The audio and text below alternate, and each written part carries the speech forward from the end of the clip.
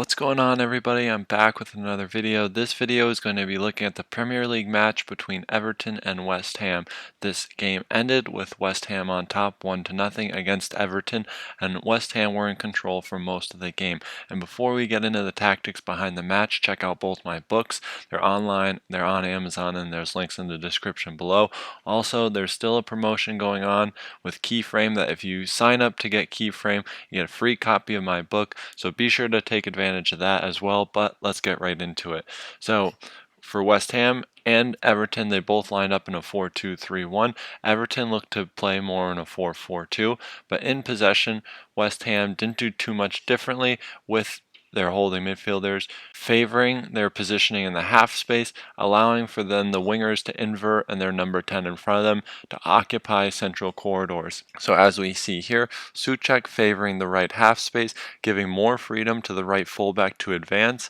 and playing with an asymmetric back four, having their left-sided fullback play deeper, sometimes led to inefficient attacking moves because with their fullback playing deeper, the wide midfielder would invert, and then this would create easy reference points for then the fullback to maintain a narrow positioning, and then for the wide midfielder of Everton to then advance and press adequately against the deep fullback of West Ham. So we see the Everton front two with Rondon and Damari Gray, and this would then change in the second half. We see Iwobi coming into a more central role, and then the midfield four for Everton spanned across a wider distance than the back four, which was partially due to the inverting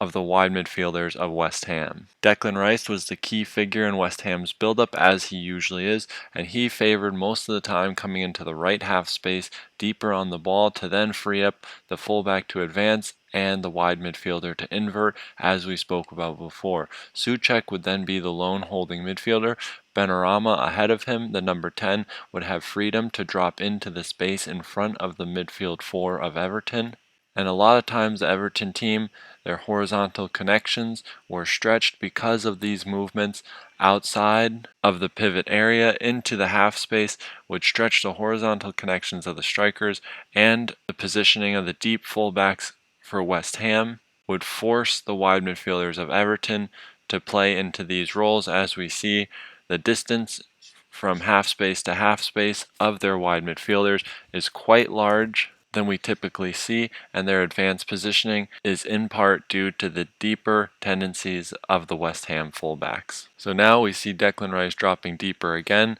Souček filling in the pivot area to then help control the transition as well. By occupying this pivot role, we didn't see much circulation through Souček in this situation, but him playing in the central corridor was crucial for then controlling the transition if West Ham were to lose possession to Everton's 4-4-2, because Everton in transition used a lot of interchanges and diagonal movements to try and progress the ball very quickly and very vertically. So here we can see the 4-4-2 and the wider horizontal connections to then use more man orientation. We have then the narrow back four in response to the inverting wide midfielders of West Ham, with Antonio as the lone 9 and Benrahma playing in the weak side half space. So West Ham did a good job on accessing both half spaces most of the time and creating overloads, but where they failed to maintain continuity in their attack was having a fullback being able to break the midfield line of Everton in the wider area and go around the block, which would have caused more problems for the Everton fullbacks and made it more difficult for Everton to shift across. When West Ham were in possession and created their back three with Declan Rice and Souček holding the central corridor, at times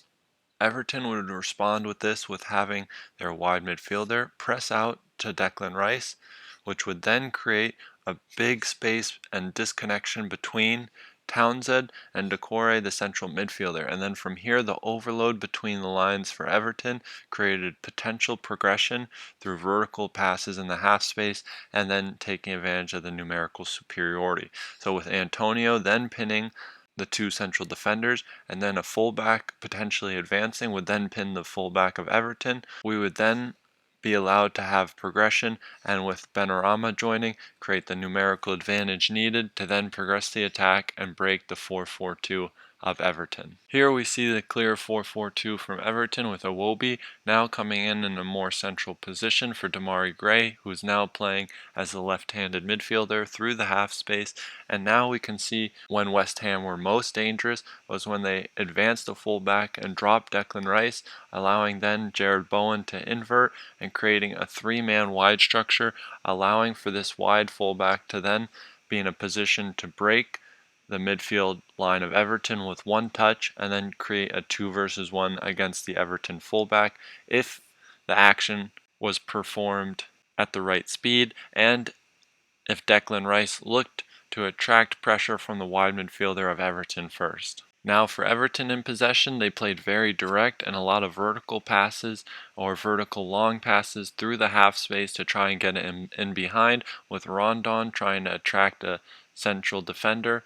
allowing then for space to be created in behind for the number 10. But in their build-up, they went with initial structure of Pickford splitting the two central defenders and then Allen playing as the lone pivot. This allowed Doucouré to move higher up the field and in a better position to receive or regain a second ball from a long pass from the center backs or the goalkeeper. West Ham looked to counter this with Souček jumping and their two forwards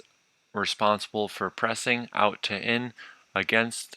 the Everton central defenders and looking to use their cover shadow to block passes into wide areas, limiting the use of Everton's build-up and limiting Everton from being able to exploit any type of numerical superiority in the first phase of their build-up. West Ham's 4-4-2, although they had similar concepts to Everton, and Everton had similar concepts in possession, as we see here with Allen dropping deeper into the half space against the wide outside of the central defenders, with then Doucouré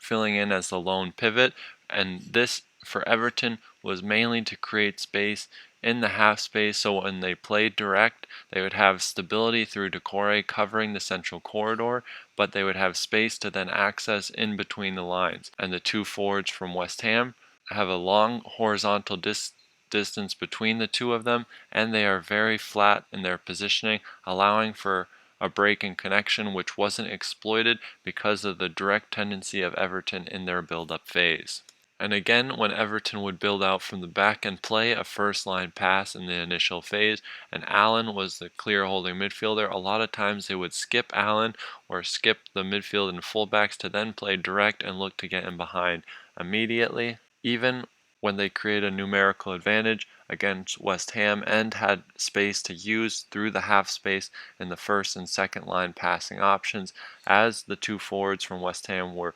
easily attracted to the press, and Souček left his holding midfield position, leaving the midfielders of West Ham overextended and space to be played through, but Everton's direct possession tendency didn't allow them to exploit these qualities of West Ham's defense. Now in the last picture we can see how West Ham's defensive setup in their 4-4-2 was slightly more efficient than Everton, with their wide midfielders pressing the central defenders, or a wide fullback dropping in as a wide central defender. The wide midfielders of West Ham would be responsible for pressing and forcing the ball into central areas where they had good midfield covers between Souček and Declan Rice, and with Doucouré holding the central corridor to protect against transition, much like Souček did for West Ham. But in this situation, Doucouré is even less of a player likely to get the ball in a half turn and play more advanced passes to break lines. Doucouré is more of a box-to-box player, using his athleticism to gain advantage. So with this being said, when Everton did go to play direct, West Ham had their midfielders in deeper positions to then adequately get around the ball and secure the second ball, and then they were able to transition into their offensive phase. And that's going to wrap up the analysis, guys. Hope you guys enjoyed it, and I'll see you in the next one.